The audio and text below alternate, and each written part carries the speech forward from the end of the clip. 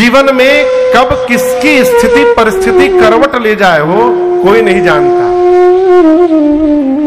यदि वो दान ले रहा है तो उसके जीवन की स्थिति वैसी हुई होगी कि उसको मजबूरन लेना पड़ रहा है। और आप जगत में बता रहे हैं कि देखिए इनकी हालत बिगड़ गई है, हम इनको दान दे रहे हैं। इस प्रकार के कर्म से अच्छा है न किया जाए।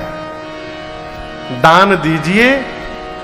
कहा गया है कि दाहिना हाथ दे तो बाएं हाथ को न पता चले। वर्तमान में क्या है, आदमी देता बाद में है, प्रचार पहले हो जाता है।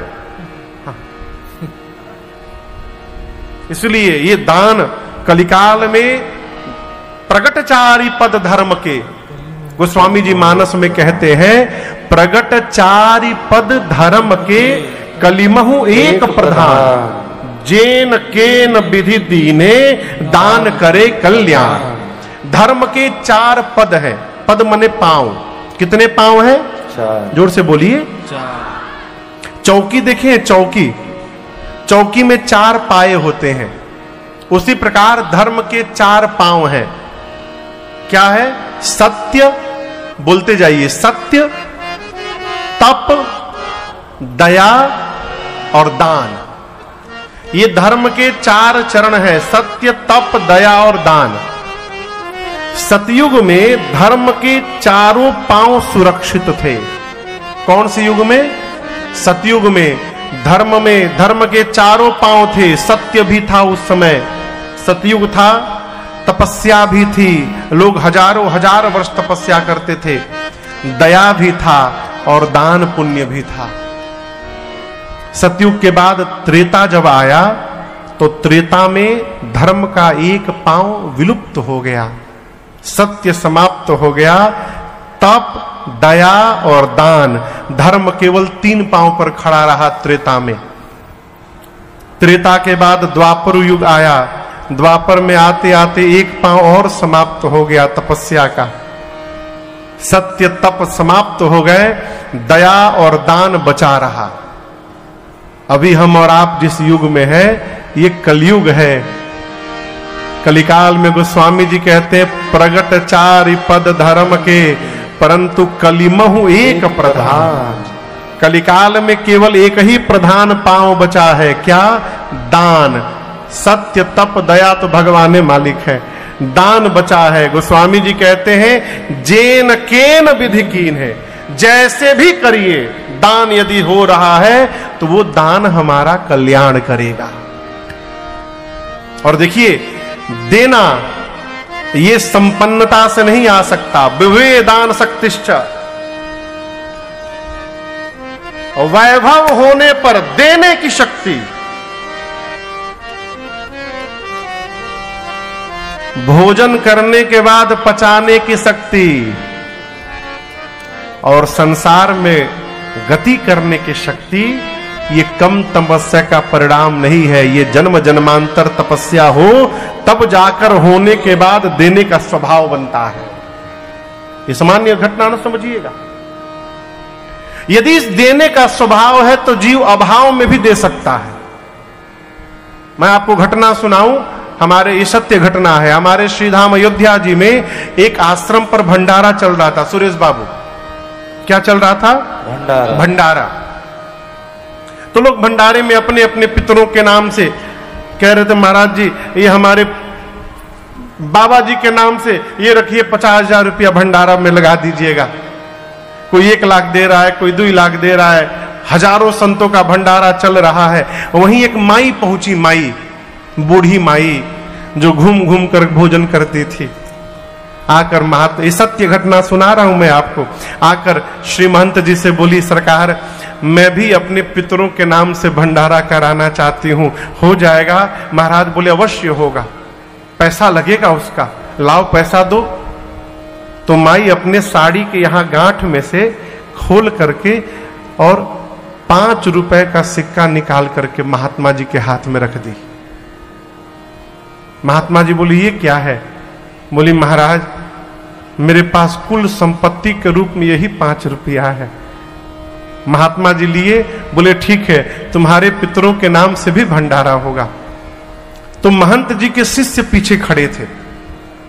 शिष्य हंसने लगे, कहे महाराज 5 रुपए में कौन सा भंडारा होगा। महाराज बोले 5 रुपए में ही भंडारा होगा माई का। जाओ और इस 5 रुपए का रामरस लेकर के आओ। रामरस समझते हैं? साधु शाही में नमक को रामरस कहते हैं। क्या व्यास जी? नमक को क्या कहते हैं? रामरस। रामरस। महात्मा जी ने कहा ये 5 रुपए ले जाओ और 5 रुपए का रामरस लेकर आओ, और भंडारे में जितनी सब्जियां बनी है और जो जो दाल बना है उन सब में उस राम रस को डाल दो। उन सब्जियों में माई का भी नमक चला जाएगा और माई के नाम का भंडारा हो जाएगा। ये क्या है? देने का स्वभाव है। स्वभाव रहेगा, अभाव में भी निकलेगा।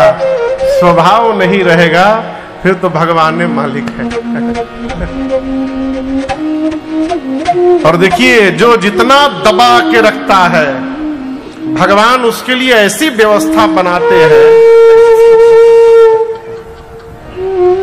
एक ही झटके में निकल जाते हैं। एक ही झटके में। एक सेठ जी थे,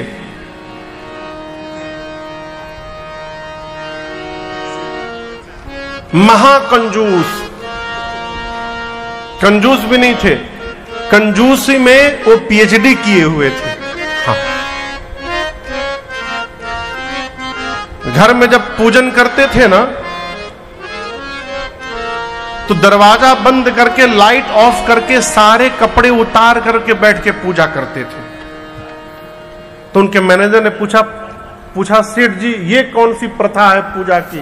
बोले मूर्ख हो, पैंट पहन के बैठूंगा, बैठने से यदि पैंट घिस गया तो मैं उसको बचाता हूं कपड़े को। इतना इस स्तर के कंजूस। तो एक दिन सेठ जी अपने मैनेजर से बोले कि आज मन कर रहा है खीर खाया जाए। वो मैनेजर साहब तो नाचने लगे, आज किधर से सूर्य भगवान उदित हो गए हैं, हमारे सेठ जी खीर खिलाएंगे हम लोग को। बोले जी प्रभु खीर बने। बोले जाइए दूध ले आइए। बोले कितना ले आऊं? कई लीटर। बोले कई लीटर नहीं, 250 मिलीलीटर। बहू आप हर दूध बस लाइए, ज्यादा तो क्या होगा, बर्बाद नहीं करना है। थोड़ा सा चावल, थोड़ा सा चीनी और केसर का 2-3 दाना बस। हाँ। आया खीर बना, 1 कटोरी खीर केवल बना। अब मैनेजर परेशान कि इसमें का सेठ जी खाइए, कहां हम खाएंगे, भगवान मालिक है। अब बनने के बाद सेठ को लगा कि यदि मैनेजर खाएगा तो बर्बाद हो जाएगा। तो सेठ जी ने कहा कि देखो अभी हम लोग खीर नहीं खाएंगे, हम लोग खीर सवेरे खाएंगे, उठने के बाद ब्रश करके खाएंगे। लेकिन सब ने, दोनों लोग नहीं खाएंगे, कोई एक ही खाएगा। मैनेजर पूछा कौन खाएगा सरकार? सेठ जी ने कहा रात में जो सबसे सुंदर सपना देखेगा वो सवेरे खीर खाएगा। तो बगल के कमरे में कटोरी खीर का ढक के रख दिया गया। इधर कमरे में आके सेठ जी और मैनेजर सो गए। सवेरा हुआ, दोनों लोग उठे, मुंह धोए, ब्रश व्रश हुआ। सेठ जी बिठाए, बोले कि चलो अब बताओ क्या तुम सपना देखे। मैनेजर ने कहा कि सेठ जी हम क्या बताएं आपके आगे, पहले आप बताइए प्रभु। तो सेठ जी सोचे ऐसा बता दो ना कि ये वहां तक पहुंच ही ना पाए। तो बोले हम क्या बताएं मैनेजर तुमको, हम जैसे सोए तो सपना देख रहे हैं, पूरे कमरे में प्रकाश ही प्रकाश हो गया, मेरी आंख खुल गई। मैं देखा तो साक्षात भगवान विमान लेके खड़े थे, साथ में देवराज इंद्र भी आए थे। मैनेजर बोला फिर प्रभु फिर क्या? भगवान हमको गोद में उठा करके विमान में बिठाएं।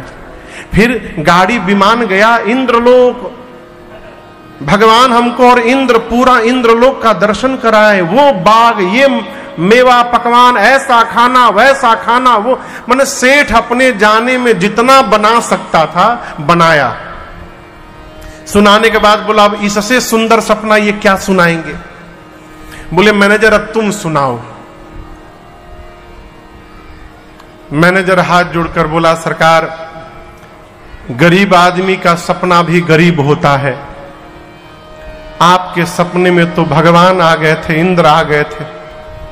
मेरे सपने में काला कलूटा मोटा तगड़ा आदमी पहलवान जैसा आ गया। बोला फिर? बोला आपको भगवान गोद में उठा के बिठाए थे ना, हमको आ करके मारा एक डंडा, मैं अपने आप उठ के बैठ गया।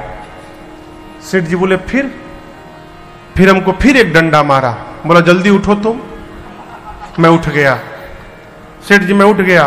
फिर आगे बोलो आगे बोलो। फिर एक डंडा मारा। बोला बगल के कमरे में चलो।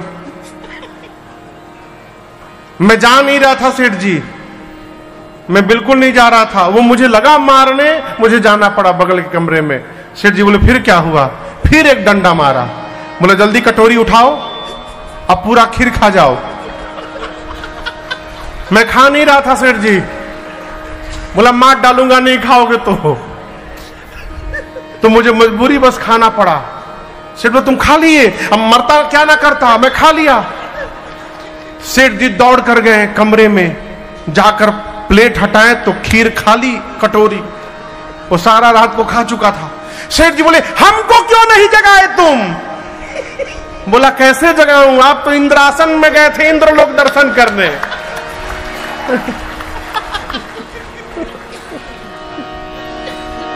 रहते तब न जगाते, आप तो इंद्र लोग के भ्रमण में थे।